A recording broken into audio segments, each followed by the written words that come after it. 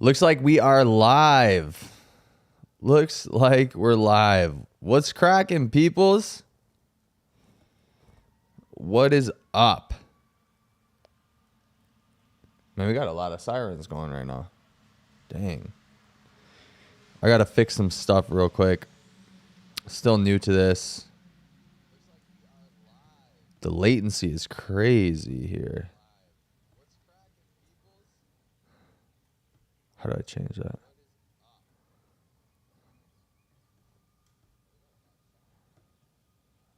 Dang, I wonder what's going down. What the heck is happening, dude?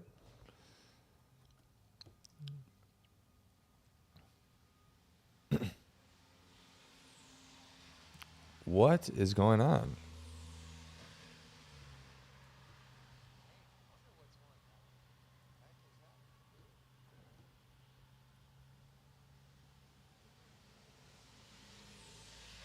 Wow.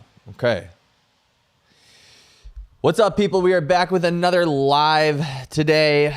I know yesterday I think I said that I was going live at like 9:30 or so.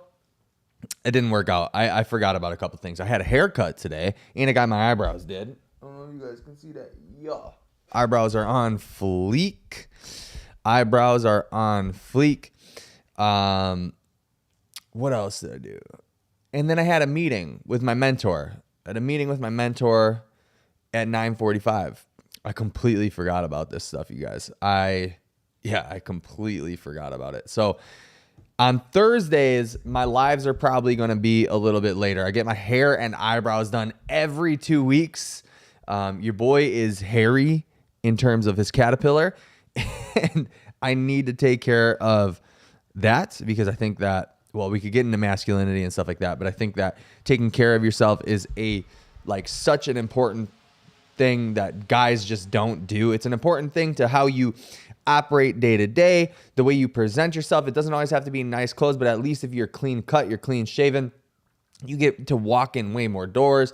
We could talk about that in a different live, actually, if you guys would want to hear my thoughts on that. We can get into that later. But today, what I want to do is I want to talk about POTS syndrome and the best exercises. Dang, 2 p.m. is the busiest time. You guys, I can't win with this, can I?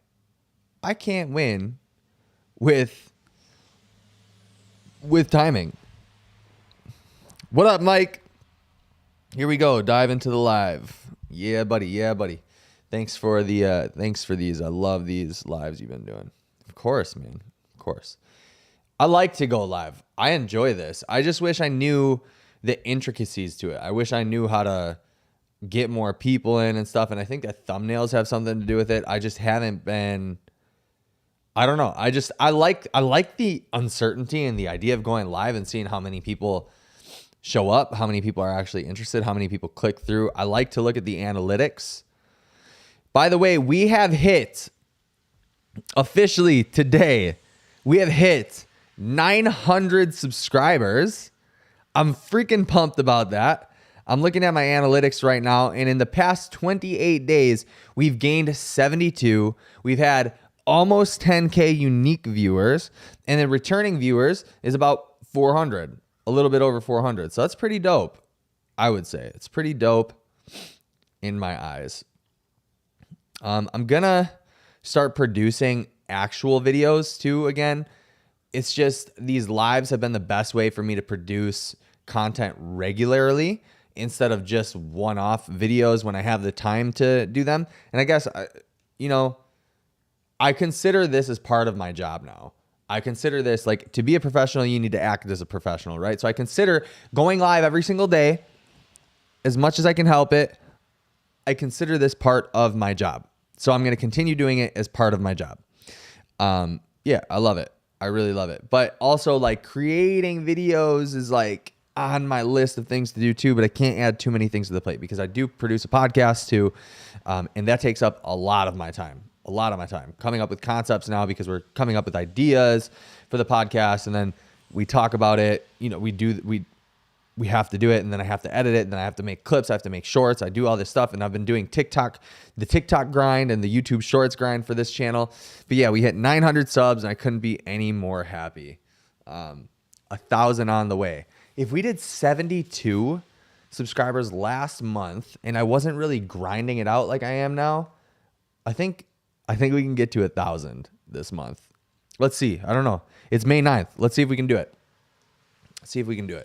And you guys can definitely help by liking the videos and sharing them with maybe other people or the communities online, the POTS communities on Reddit or Facebook and stuff. I choose not to go there because I can't handle the negativity there. I choose not to do it. So if you guys want to do it, I would be mega flattered for that.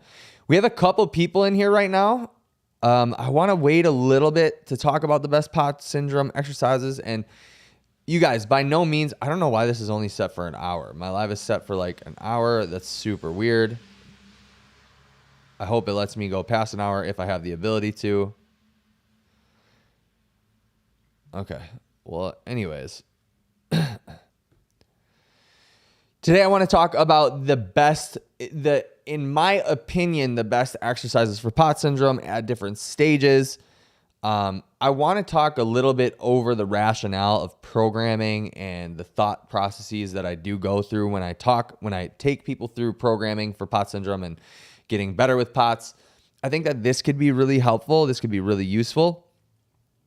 So maybe the title of this should actually be Designing a POTS Syndrome Workout Program or How To.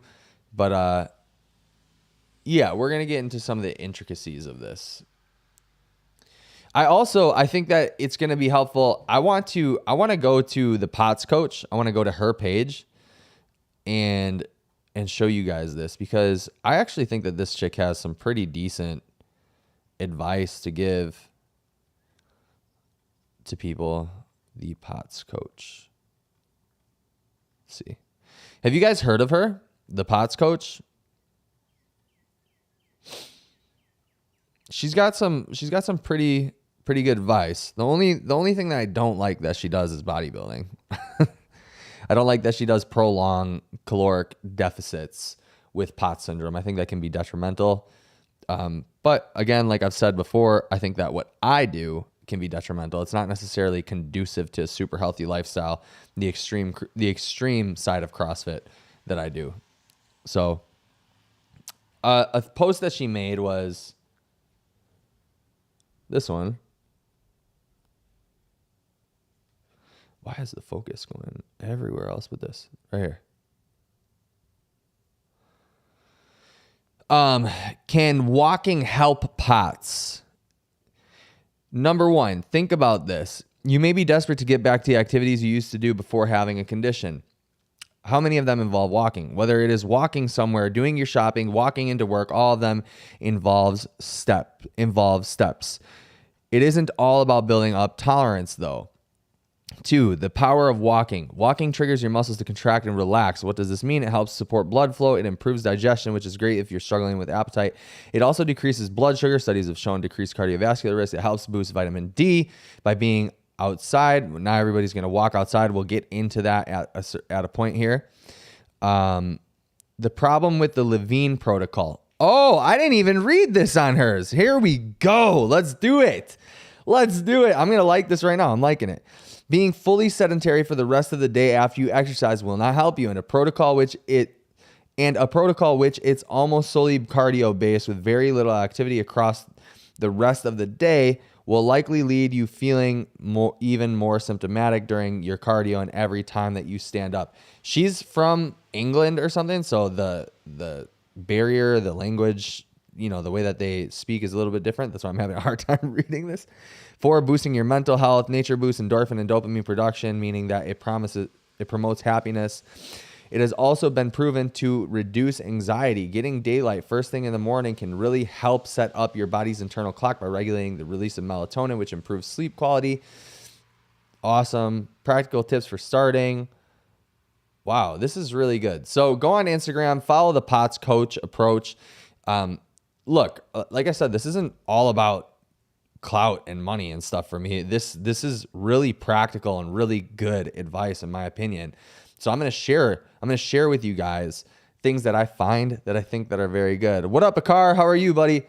But yeah, let's go over this. So the best POTS syndrome exercises. Any of my clients will tell you that I agree with this heavily. And they might not tell you that because they might not know that I'm secretly doing this because I think that it's one of the things that will help you out the most. But I give all of my POTS clients step counts. Why do I give them step counts? Because having a step count goal, right? Having a step count goal requires that you do something every day, the entire day. The same exact reason that she just said. It's the lack of being sedentary that gets you to be active. So many people, when it comes to POTS, look at exercising or setting up an exercise program to get better from POTS. They look at it as just, I'm going to do the exercises that the program tells me to do. I'm going to do the aerobic exercises. This might even be takeaways that you get from my video because I'm not always super clear on all the things that I'm saying. But setting up a proper program is great. But if you're sedentary throughout the rest of the day, the majority of your body's adaptations are going to be sedentary type adaptations. Okay, so when everybody, even normal people who aren't chronically ill, they can handle a workout. But some people might not be adapted to actually like a normal person might not be adapted to going for a 3-mile hike after they've done an intense workout. Same thing goes for POTS, right? Your body's going to adapt to the fact that it needs to work out. It knows you need to work out. Your nervous system is ready for that. It's ready, but that might be all the juice that you can squeeze out of that day for activity. That's why I give people step counts as well, because I want you to constantly be active. Because in life, when you're trying to get back to normal life, what is that? What does it require? Activity. You have to be able to sit up for prolonged periods of time if you're going to go sit in an office or if you're going to work in an office. Normal people go to concerts. Normal people go for walks in nature. Normal people go to the mall. Maybe not anymore since COVID. People go to the movie theater. They go do things, right? Go to the farmer's market, do whatever, you know? And so that's why I give people step counts as well and progressive step counts. And I think that there's a threshold. There's this book. I don't know what the book is called. So I apologize for that. I don't remember what the book is called, but there's a book that talks about, this may be true, it may not be true, but just try to understand the sentiment of what it is, right? There's a book that is completely based on the human biology or physiology's need to walk 6 miles a day. And it's interesting that is the case because 6 miles a day turns out to be around 10,000 steps, 10 to 12,000 steps. And the time that I was thriving the most in life in general, I was the most shredded, which may or may not be super good. I felt the most healthy. I was tan. I was in the sun all the time, blah, blah, blah. I was regularly and I was able to eat the most. I was eating like between 4,000 and 5,000 calories a day at 172 pounds. I'm 190 now. But I was walking on average 25,000 steps. So all these ideas of step counts and being active and getting acclimated to activity and working your activity levels up so that you don't feel chronic fatigue and stuff like that makes so much sense to me. And this is all speculation. I haven't looked at research on this. I've read some stuff. I've read some books, but it makes sense in practice. And when you take people through these ideas and help them, you know, and give them goals and you progress these goals or whatever, you see it actually happening, actively happening. So it's crazy. That makes sense. The days I'm more inactive, the worse I feel. The days where I get steps in and more active, it's better days as long as I'm not overloading. 100%. That's one of the things I did when mine was at its worst and so on. I'd say days, this heart thing right here always blocks. I can't even see. I'd see days where I needed to get 5,000 plus steps, set days. I'd set days where I needed to get 5,000 steps. Yeah, exactly. See, and so I think that walking and having a step goal, a step count, is one of the hidden gems. And not to mention, walking, especially for most people with POTS, because our heart rates get up really high, right? Walking tends to be, for people with POTS, actually zone 2 cardio. And for the normal person, for the average person, like my heart rate when I'm walking is anywhere between 75 to 100 beats per minute. It really depends. Like how hot is it? How hydrated I've been, blah, blah, blah, blah, blah. But on average, I'd say it's like 80, 85 when I'm standing up and walking around. But with people with POTS, especially in the beginning of their recovery, it might go up to like 120. And that's about the threshold that you want for zone 2 cardio. And I know that I say don't pay attention to your heart rate. And by no means am I suggesting pay attention to your heart rate. Zone 2 cardio for people with POTS, now we're moving into another avenue of the best exercises. Zone 2 cardio for people with POTS is more so, can you have a conversation? Forget the heart rate thing. Are you able to have an active conversation? For a lot of people with POTS, just walking teeters that line of, can I have an active conversation? Can I not? But the more acclimated you can get to doing longer periods of zone 2 cardio, the better. Zone 2 cardio is like some of the most proven thing to actually get your aerobic fitness higher and to get your threshold higher, which means that your heart is working as it should and it's functioning better as a pump. And that's what you want. And you want the blood flow, you want circulation, you want all these mechanisms to be in place for you to recover from POTS. So walking and having a step count is, I think, one of the hidden gems. Are there any questions on that? I see there's more than one person in this live. So please, if you're watching, like this video, help push the algo up, help people get this information, help people. Dude, we got 901 subscribers now. What's up? Let's go. Good sleep schedule is just as important. I felt like days where I slept past 1 a.m., I was prone to more symptoms those days. Facts. So I want to talk about sleep really badly in a live. I really want to dive deep into sleep and why I think restorative sleep and supplementing for your sleep is such a good idea, and not enough people with POTS really care about their sleep hygiene. When I dive deep and like with clients, a lot of times their sleep hygiene is really poor. And I don't know, the last time that I put a banner for a supplement company that I'm partnered with, I feel like people just like hated it. But if there is something that I will fully recommend supplement wise for people with POTS, aside from the electrolytes and creatine, it's going to be a sleep aid supplement for sure. And the one that I prefer is Thirdzy, THIRDZY. That's the one that I prefer because it has all of the greatest ingredients in it. 30-day supply. It's, with my code, you can get 20% off. So it comes out to about $50 a month. It's an amazing supplement. It's great. Like I have used it a bunch. My girlfriend mostly uses it. And I work with this company. I let my girlfriend use it more because with both of us using it per month, we go through a bag super quick. And I'm not really the one that has much trouble sleeping. She is. So I just take glycine by itself. But Thirdzy has 10 grams of collagen, which comes out to about 3.5 grams of glycine. It has 250 milligrams of magnesium in it. Magnesium biglycinate, I think. It has 200 milligrams of L-theanine. It has 200 milligrams of GABA. It has all the good stuff, which puts you in a calm, relaxed state. If you have taken glycine or collagen before bed before, you know that is a godsend. You know it. I take glycine by itself, and it's freaking amazing. So anyway, let's move on.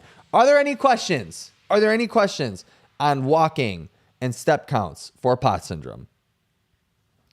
I feel like I'm a professor right now giving a lesson.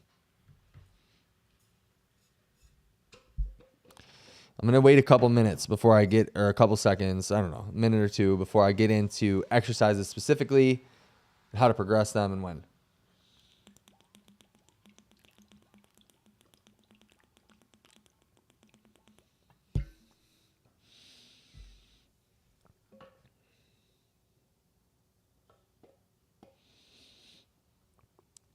Thirdzy was something that was amazing. I've used a lot of supplements for sleep, but that one was on another level.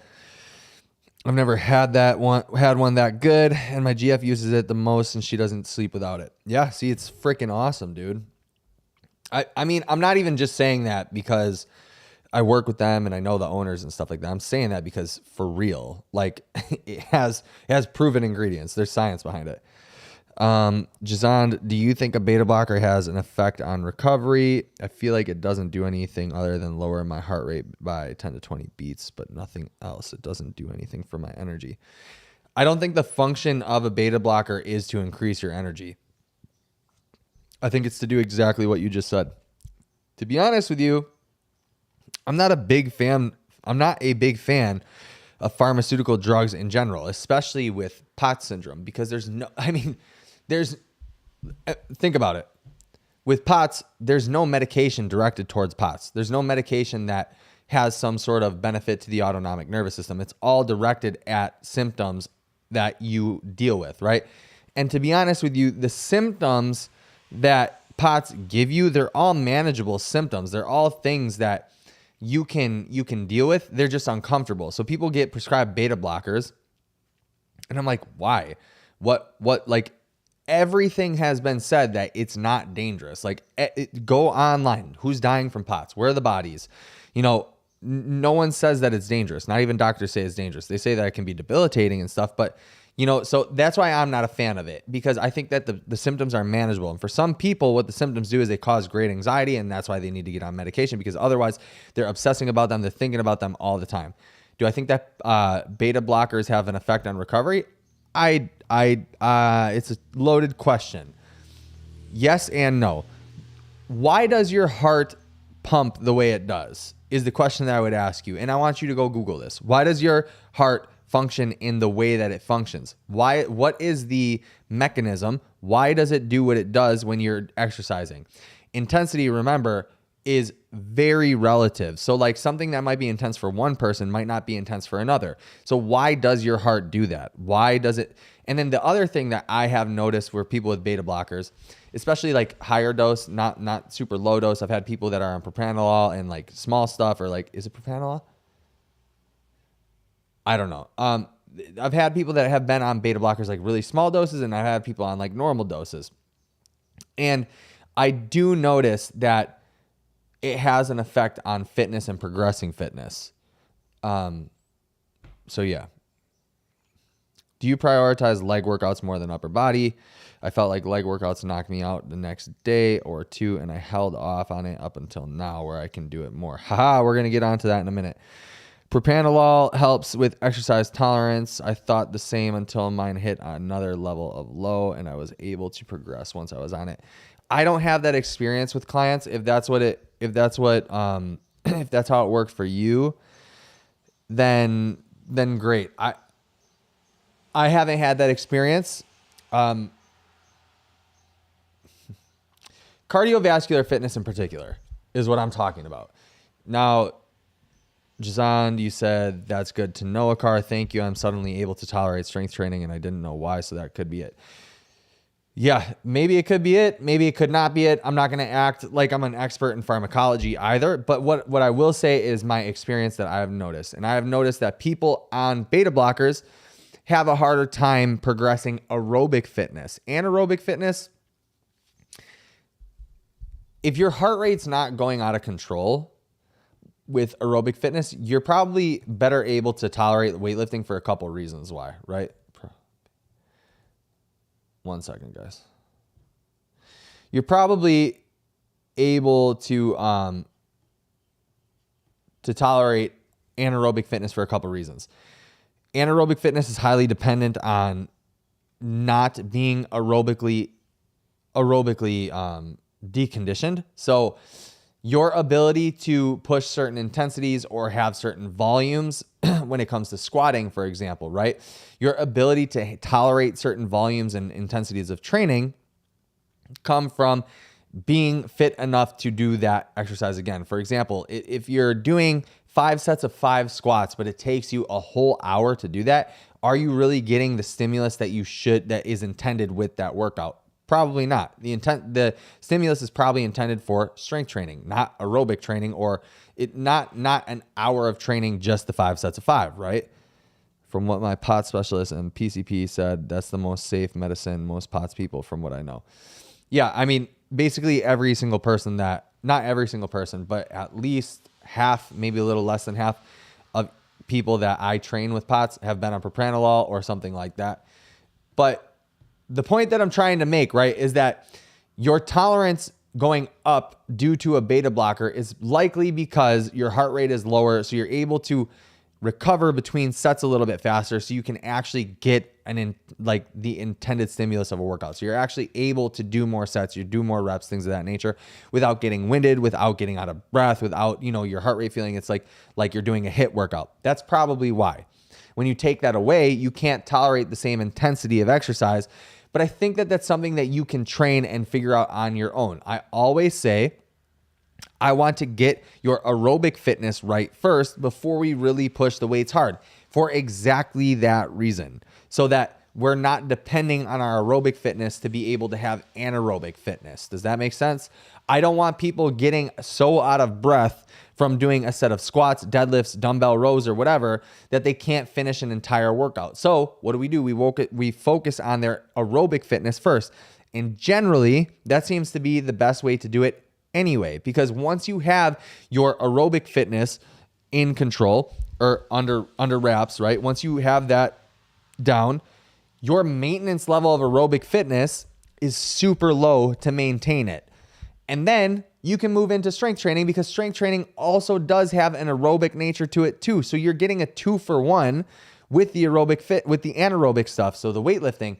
So why not work on your aerobic fitness first so that you can handle the anaerobic workout, which the anaerobic workout will also add a little bit to your aerobic stuff. So basically, do cardio until you can handle doing weights, and then do a little less cardio. Don't prioritize it as much, but still make it a priority. And then your weightlifting stuff will also add to that fitness as well. All right, so after walking, right? Walking, I think, is a gem. And then aerobic fitness. Aerobic fitness is the thing that I just said, I think that it's the crux of everything. You get in shape that way, right? So this is how you get your cardiovascular fitness up, is doing aerobic fitness. What kind of stuff do I think is the best?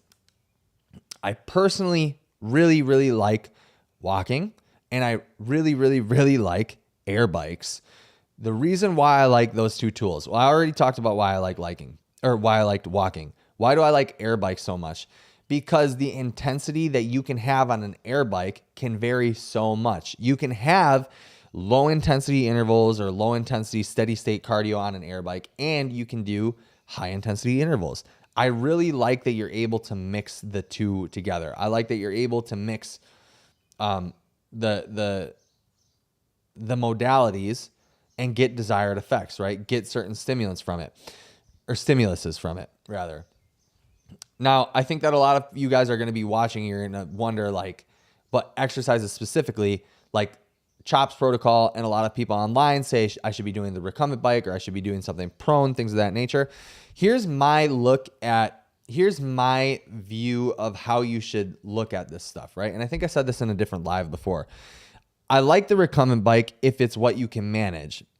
But if you're trying to get back to normal life, right? Some people may require being on a recumbent bike or a fan bike or something like that, because they just need to get back into fitness before they can do anything standing, right?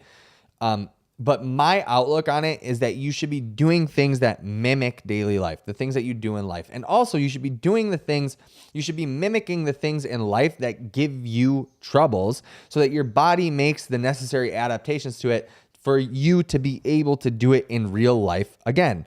So one of my favorite exercises, you guys are going to hate this. One of my favorite exercises to program for people with POTS are burpees. I tend to think that burpees are the most ridiculous and useless exercise, and I do so many of them a week, literally just because it's CrossFit and we do them so much in competition and online qualifiers and stuff. That's the only reason why I do them. But other than that, I think that burpees are useless. Like football players doing up, downs, and burpees, it's not doing anything for them. It's not practical. It's all this stuff. Any sort of athlete, I think burpees are so dumb for.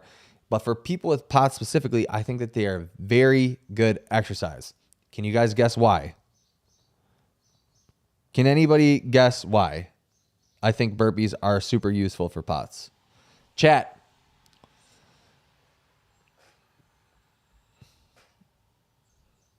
I'm going to give you guys 20 more seconds to answer.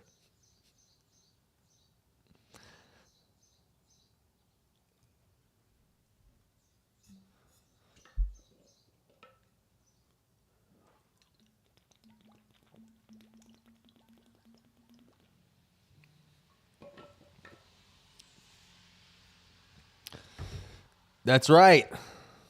That's right, Mike. That's right. The up and down.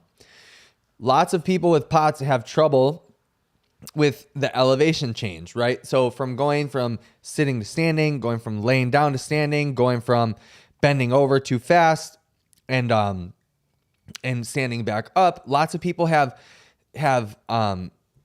trouble with the plane of movement, right? And so that's why I think it's such a useful exercise to train. Now, I'm not saying when you first start doing burpees again, go do 100,000 burpees. I'm not saying that. What I'm saying is get to a place where you can progress, get your aerobic fitness under control and stuff, and your symptoms are a little bit better, and then start programming in burpees a little bit slower, time, day by day, that type of thing. I think that they're some of the most useful exercise for people with POTS because it creates the adaptation that you need to be able to get down and stand back up fast without getting some sort of symptoms, without getting pre-syncope, without any of that type of stuff.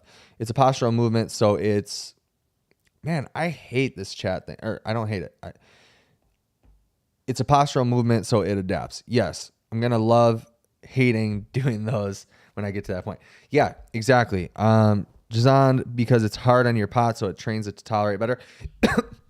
Yeah, exactly that. I just choked on my spit. That's an old person problem, man. I can't believe that happened. Jazan, yes, because it's hard on your pots. Yeah, exactly. And again, I don't think it's useful to just, when you have pots and when you're not thriving a little bit, to go and do 100 pots for time, or 100 burpees for time. But I think that eventually, yeah, pots, brain fog. Is that what's happening right now?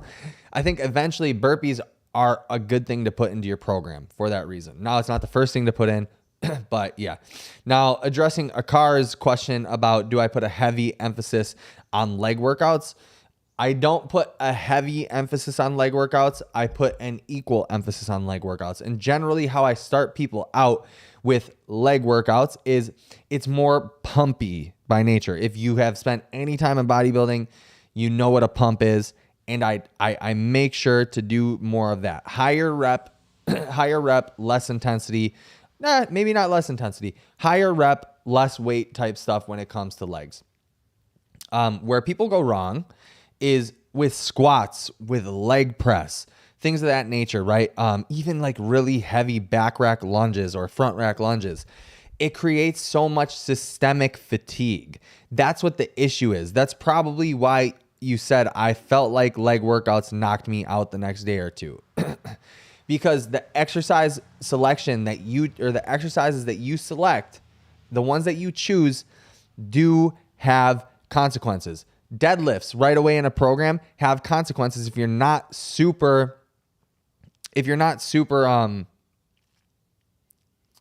cognizant of when you're putting them in a program. They create a lot of systemic fatigue. Squats require you to use your entire body. It's not just your legs. It's not just your glutes. Actually, in fact, squats are a really bad glute exercise in general when you look at the research.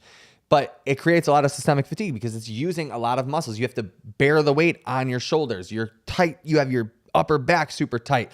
Your legs are what's getting crushed. Your quads, your hamstrings, your calves, your lower back. There's so much that goes into that exercise. With leg press, a lot of people tend to overload the leg press like crazy and go really hard. It creates a lot of systemic fatigue. And systemic fatigue basically means that your nervous system is getting crushed too. So things that I like to start people with is air squats, high rep, lunges, high rep. Then we add load to both of those. And with the air squat, you progress that to maybe a vested squat or A goblet squat, lunges, 5 pounds, 10 pounds, 15 pounds, 20 pounds, higher rep schemes, lower rep schemes with higher sets, time domains. So like do 100 lunges for time with a time cap of 5 minutes or something like that. There's so many different ways to increase the intensity without creating so much systemic fatigue that you can get your aerobic fitness on track. You can get some muscle back, so anaerobic stimulus, and then progress from there. Jazand, near hoarded. I tend to choke on my spit air when I am tired. Interesting. I never thought about that. I know I just drank some water. There's probably some spit or stuff stuck in my mouth. Yeah. So leg exercises I think are super important, really important. I think that that's something that you should focus on, but I give it an equal priority. The difference is that I have noticed that doing lower body workouts create a lot of systemic fatigue, and you need to be very cognizant and very careful about how you're doing them and how you're mixing them. One of the problems that I have with the CHOP protocol is that they spend way too much time on like glute bridges and prone exercises that don't take you through different planes of movement and don't allow you to increase intensity when you need to increase intensity. So, yeah. So important takeaways from there. Air squats, lunges. I think that those are super good exercises. Some more exercises that I have found for people with POTS to be super beneficial is overhead pressing.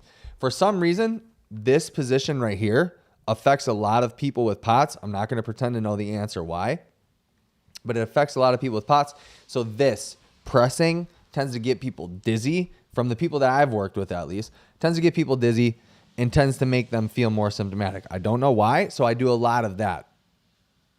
I don't want to say a lot of that because some people don't do it because some people don't get symptomatic. But I've had people start with PVC press, right? PVC pressing like for a ton of reps just to get the blood flow and then add load over time there and then get them back to normal with that.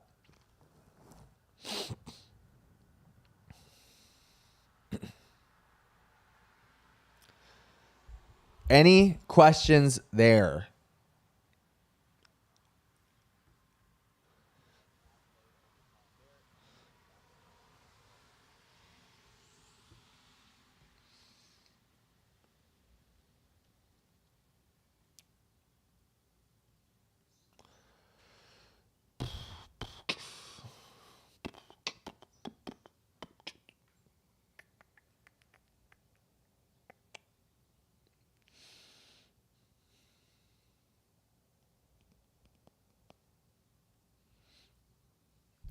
All right, we'll move on. Other exercises that I think are super important are core exercises, specifically stretching my arms up triggers an episode of air hunger. So strange. Yeah, I have noticed that too. Actually, that's something that I dealt with for a little while. Definitely. So the important takeaway from a lot of what I'm saying is that you want to do exercises that create adaptations to the symptoms that you're feeling, right? So like if this causes air hunger, I'm not saying that you should purposefully get yourself in that mode or that feeling, right? But you should try to do things that mimic that at a reasonable pace so that you can make an adaptation for it. So maybe that symptom doesn't happen anymore. That's my experience. So the next things that I think are super important are core exercises. And the ones specifically that I think are really important are anti-rotational exercises and exercises without flexion. So planks I think are super important. So if you read some of the stuff online about pre-syncope and how to prevent it, or if it's happening to you, what to do, one thing that they'll tell you to do is flex your abs really hard a couple times, or do some calf raises. So I think that training this, right, flexing your abs, I know that looks funny, but I'm just trying to show you guys an example. Flexing your abs, that's how you should be doing planks in the first place. A lot of people don't actually do planks correctly by engaging their core. What happens is their lower back starts to sink, or they don't really feel it except in like their obliques, right? Because they're not really crunching their abs the way there is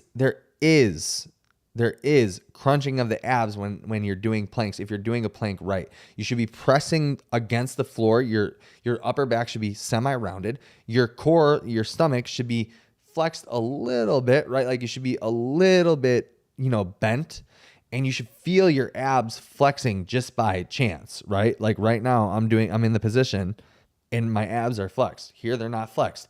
So you should be doing that. And I've noticed that has a large effect on people being able to deal with symptoms and progressing planks through time.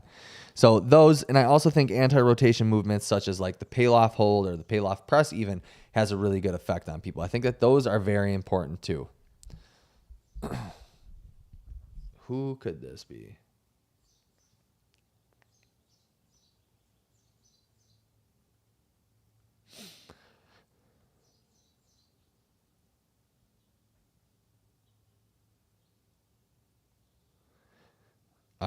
It's not a wireless number. Who is it then? Man, scammers.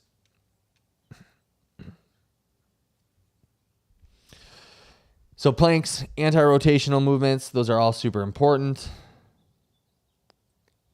Leg exercises, squats, lunges, burpees, I've said are my favorite of the POTS exercises. That isn't really mentioned much. Yeah, that's basically it. Aside from the aerobic conditioning stuff, aerobic conditioning I think is the most important piece of this puzzle, at least to start with. And then from there you move into anaerobic work. So weightlifting and then holding on to muscle, building muscle, I think is extremely important. And that'll be definitely a topic for a different live.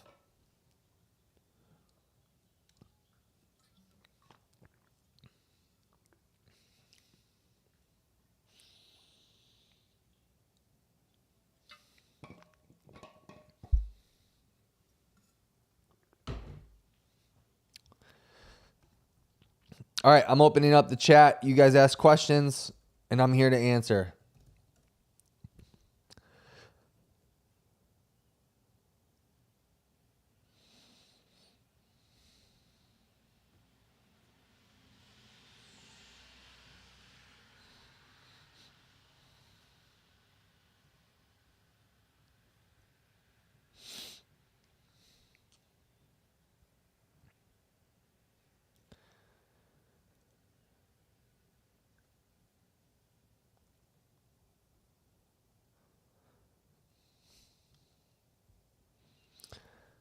You guys ask some questions, and then I'll answer. Question and answer now. Q&A. Let's do it. I got to go soon because I need to work out. Unfortunately, I had to come on here later than normal. And it's already 1:10 p.m. I cannot believe.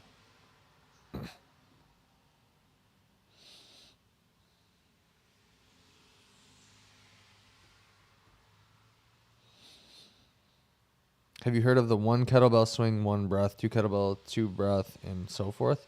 I've never heard of that. No. What is that? Is that a POTS thing or is that for building VO2 max super fast? No. Oh, gosh. We're going to get into some muddy waters here.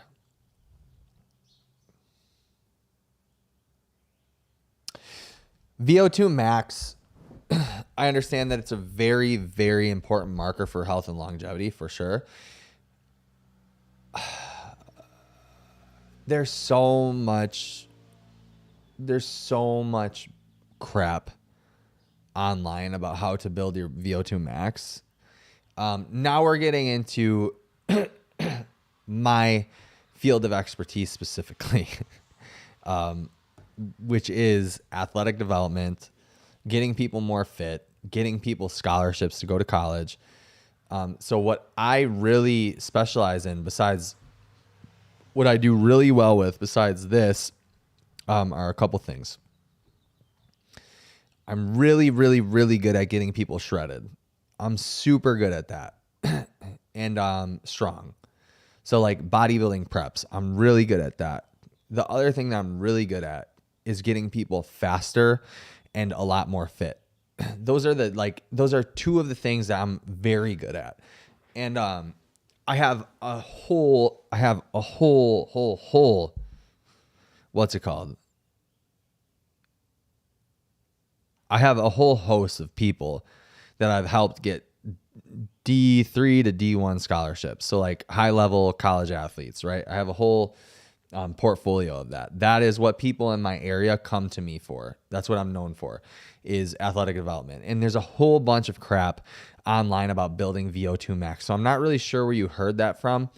And I'm not saying that it's wrong, but the most tried and true ways to build your VO2 max are intervals, sprint intervals, period. Sprint intervals doesn't just mean on your feet. Bike intervals, sprint intervals on a treadmill, row intervals. Also doing your zone 2 cardio, like making sure that you do regular zone 2 cardio in a progressive manner. Those are the most tried and true, actually researched, studied, have legitimate literature behind it, ways to get your VO2 max up. So can kettlebell swings and breathing and stuff like that help? Yeah, for sure. I'm sure it could. But like if that's an actual concern of yours, do the tried and true things. Do sprint intervals. And that what I mean is interval, like high intensity intervals on any erg that you can find, which would be like an air bike, treadmill, a rower, a ski erg, stuff like that. And then do zone 2 cardio a couple times a week. That's tried and true, for sure will work. Did you spread out your cardio through the day or just hit it one time each day, then rest? Yeah, one time each day and then rested. And then I would make sure that I went out for walks regularly. So I was getting, after I got diagnosed with POTS, I'm sure that I was averaging 10 to 15,000 steps a day. And so like, yeah, I would do like my normal routine. I would get my cardio in. I would work out because I sprinted through recovery. I did everything, I hired help, stuff like that. And then, yeah, I would just make sure that I went on my regular walks. And I had an excuse to go for walks. I had a reason because I had a dog. Still have a dog. And so I would just go for walks regularly with my dog. And I'm 100% certain that helped me out.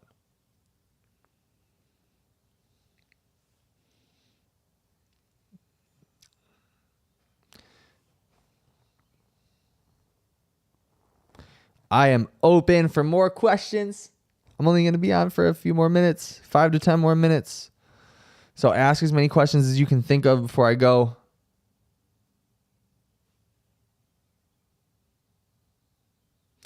Also, do you guys like these lives better than you like the videos produced? I feel like, and I don't know how YouTube exactly works with this, but I feel like my videos, my videos get way more views than my lives, even after the live is done and it's uploaded. But I wonder if your lives like get pushed in the algorithm or not, because they're not like videos. You know what I mean? Because if you look at the back end of YouTube, it's like when you click your videos, your live streams don't pop up here. You have to go to the live tab for it.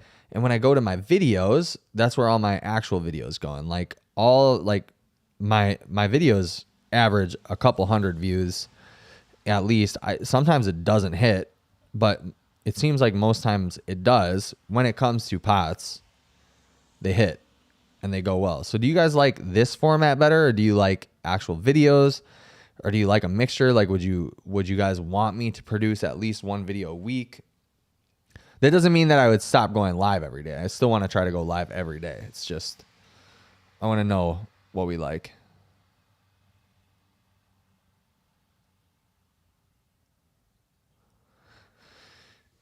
Videos are easier to access. Also, lives are longer videos. People tend to not grow the longer videos, in my opinion. Yeah, I think I see that. Actually, I'm pretty sure that I agree with that. Lives, I think, are a good way to build within your community that you have already built. And that's why I like getting on here, because I like to interact. But I definitely think that like growing the channel, it's probably right. It's probably producing videos. Yeah, I think you might be right on that too. Lives later in the day. Jazan, thank you for your answers. I like being able to ask questions directly in the live, but videos are easier to watch whenever I want and have the energy. Facts. Okay, drop a couple video ideas then. Drop me a couple video ideas, because this is one thing. I'm like struggling with that, because sometimes I don't remember like what the questions are that people have about pots, because I've been doing it for so long and I just have a system in place, right? So drop me some common questions and concerns that you guys think people have. Like, I want you guys to help me produce these videos then, right? Because I'm not going to remember. It's just not that I'm not going to remember. It's just, I like to do these lives because it's like, Jazan, what you said, like you can just ask a question directly, right?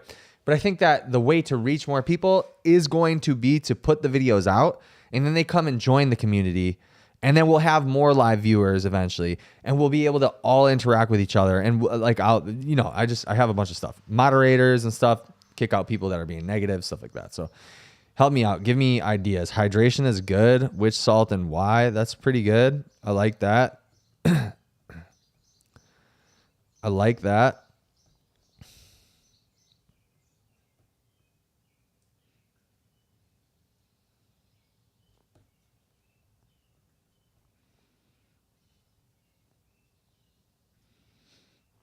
Jazan, you got any ideas?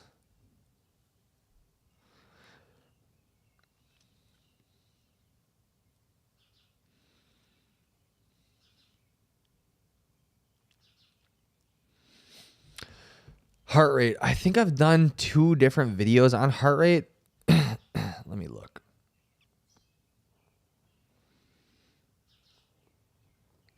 So my traveling with POTS syndrome video did really well. My full suffering POTS workout did well. Let's see. Tracking heart rate with POTS did very well. Training people with POTS syndrome did well. So I for sure have one heart rate one. My heat tolerance one did well. How I got POTS did really well.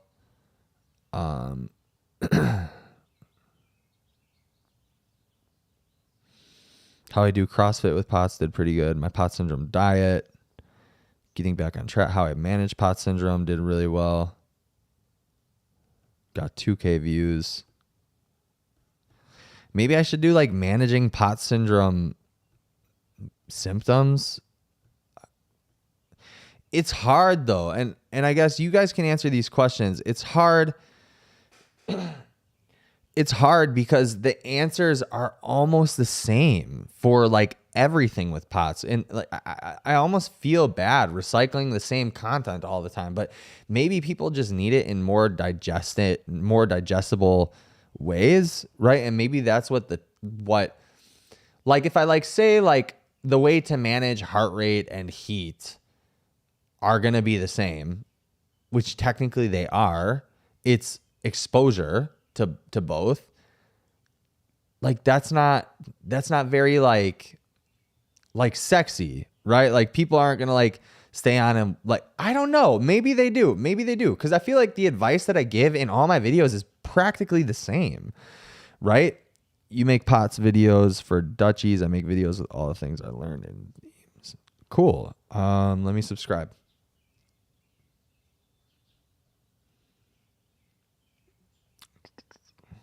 Hold on, just on.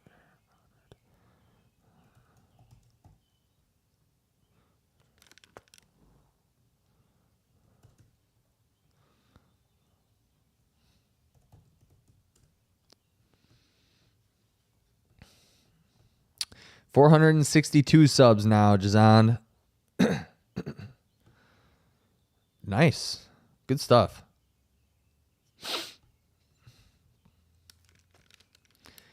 And then Mike, I subscribe to you, I think. Mick.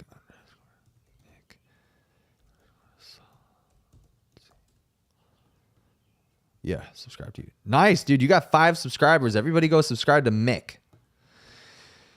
Okay, so Erica, hello. You could do what products you use to manage stress. Okay, let me just awesome idea. I agree. Awesome idea. However, my fear is this, and maybe I try to protect myself and the people watching my videos so much, because when people say things like supplements can't hurt you, it's so wrong. It's so wrong. There's so many instances where certain supplements maybe cause somebody a lot of anxiety, like Sammy, for example, for me, caused me a panic attack. Like there's so I try to be very careful about putting out, and even when I talk to clients, I try to be very, very careful about even telling people what I take. I give recommendations to people based on the symptoms, because I don't want to say 9 times out of 10 I'll hit, but I hit pretty on the nail, pretty much the nail on the head most times with supplements. So I try to give really general advice, but I just don't want people taking what I do. The same reason why I don't really tell people my macros and stuff like that. I don't want people taking what I do and thinking that it's going to work the same for them, because it probably won't. The things that we know, right, is I think that you guys can click on each other's icon in the chat and go to their channel from that, maybe. But I think Erica, that is a good thing, and I think I'm gonna do that, but make it super clear not to do what I'm doing unless you've had the blood work that I've done, and doses are dependent on the individual. I think that's a good idea.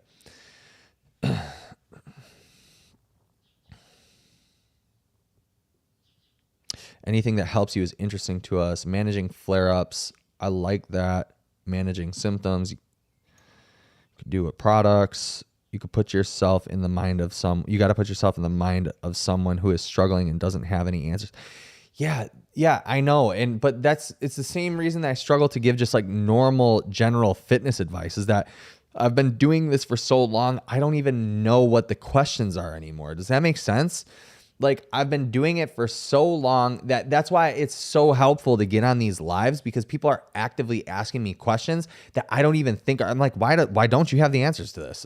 You know what I mean? And that's not being arrogant. It's just, it's been so long that I've dealt with this stuff that I'm like, how do you not have the answers? I've known this forever, And so, but you're right. But I need help with that. That's the thing that I genuinely do need help with, is somebody to, like, people to remind me and give me like, hey man, like, people, I know that you know this, but a lot of people don't have it, don't have the answer.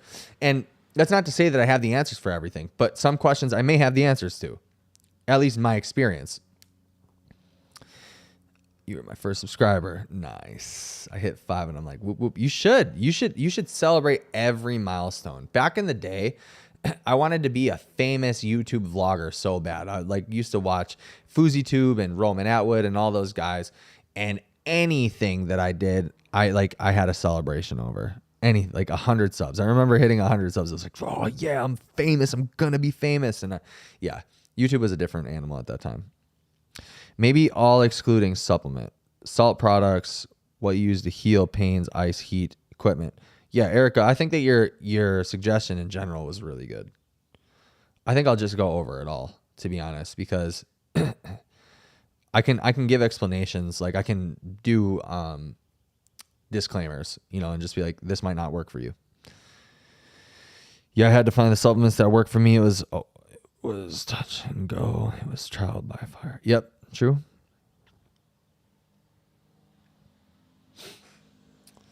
I'm glad that you guys are finding each other on YouTube. This is dope. Yeah, definitely give us suggestions on workouts to do on flare day. That's a good idea.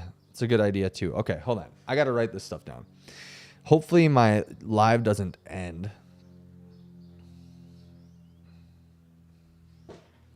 I have a big whiteboard here. You guys see this? Boom.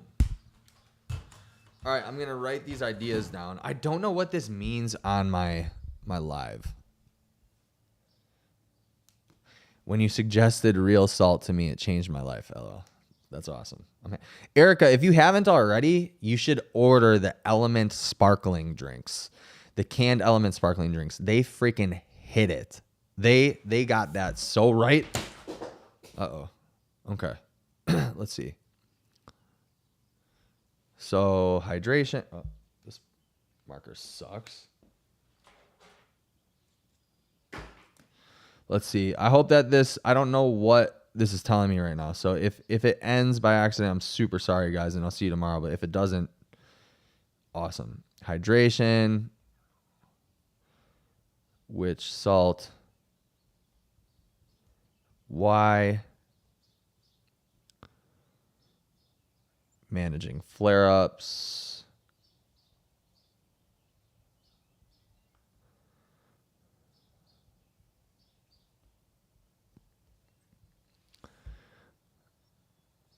Managing symptoms, is what they look for. Okay. Oh, sweet. We're going over an hour. Perfect. Good stuff.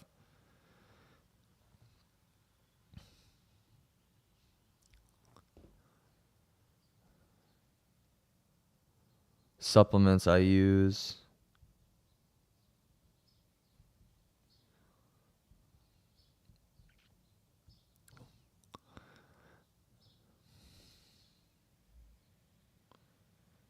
Exercises for flare-ups.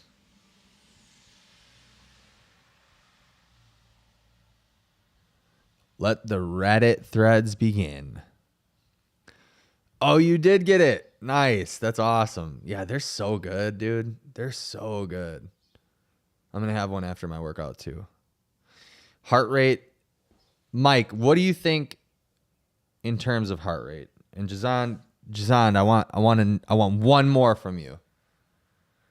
What in terms of heart rate? Because I talked about heart rate already in a video. Let's see what I talked about though. Talked about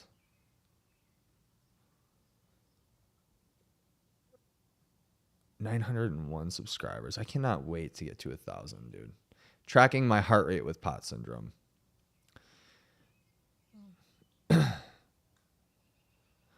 Watermelon sucks. Watermelon Element sucks. It's so bad. I don't tend to mind the can of it. But it's not my favorite. I'll drink it. I drank both of those quickly, the watermelon ones, to get rid of them. Heart rate is fear. Letting go was the hard part. Yeah, so I'm just like trying to think of like what type of video to make off of heart rate again. Like I put tracking my heart rate. And then in the Potts Levine video, I touched on heart rate a little bit. I'll just write heart rate down.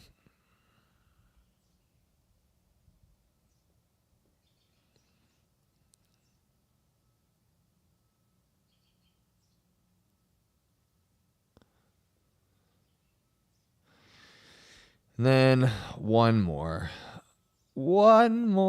video topic.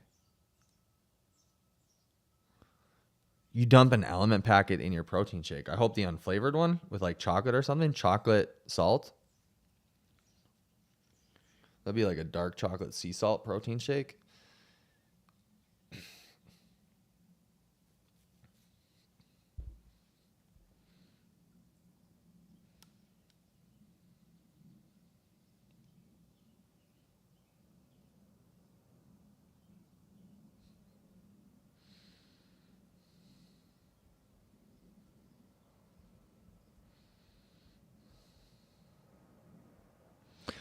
What mindset help you during harder parts of POTS, for example, not feeling like working out?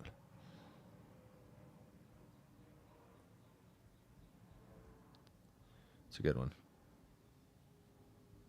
Like that. Okay, cool. We got 7. I used to walk, then realize a symptom and see the heart rate was way up. So I sat down and waited for it to settle, then walk again. The mindset videos for sure. Yeah, I like mindset a lot because even without mindset, a lot of what I do for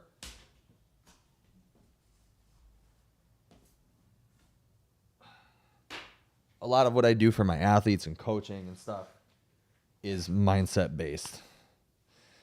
I believe that everything starts in the mind, you know. God gave us powerful minds, man.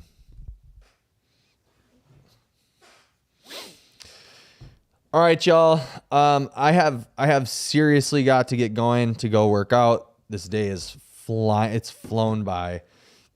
I can't even believe it. I'm gonna go live tomorrow. Man, I know, Mike, you said maybe a later time. I think I might try afternoon.